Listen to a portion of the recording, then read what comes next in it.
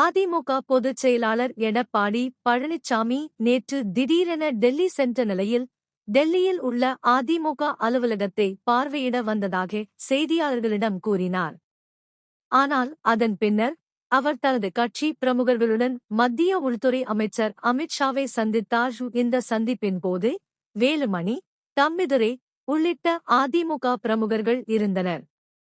மேலும், அமித் ஷா இதுகுறித்து தனது எக்ஸ் பக்கத்தில், 2026 தமிழகத்தில் தேசிய ஜனநாயக கூட்டணி அரசு அமைந்த பின்பு, மது வெள்ளமும் ஊழல் புயலும் முடிவுக்கு வரும் என்று கூறியுள்ளார். இதன் மூலம் அதிமுக பாஜக கூட்டணி உறுதி ஆகியுள்ளது.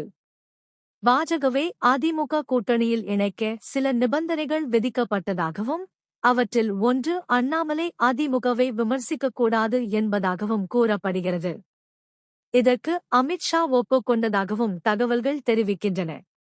அது மட்டும் அல்ல, விஜயையும் இந்த கூட்டணிக்கு இழுத்து வர அனைத்து முயற்சிகளும் செய்யப்படும் என்று அமித் ஷா எடப்பாடி பழனிசாமிக்கு உறுதி அளித்ததாக கூறப்படுகிறது.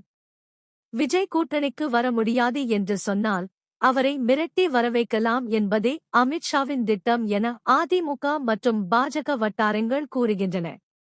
அதிமுக, பாஜக, விஜய் கட்சி, தேமுதிக, பாமக என கிட்டத்தட்ட அனைத்து எதிர்க்கட்சிகளும் ஒரே கூட்டணியில் இருந்தால், திமுக கூட்டணியை வீழ்த்தலாம் என்ற நம்பிக்கையுடன் அந்த கூட்டணி கட்சியினர் உள்ளனர். ஆனால், இதெல்லாம் எந்த அளவுக்கு வெற்றியை தரும் என்பதை பொறுத்திருந்துதான் பார்க்க வேண்டும்.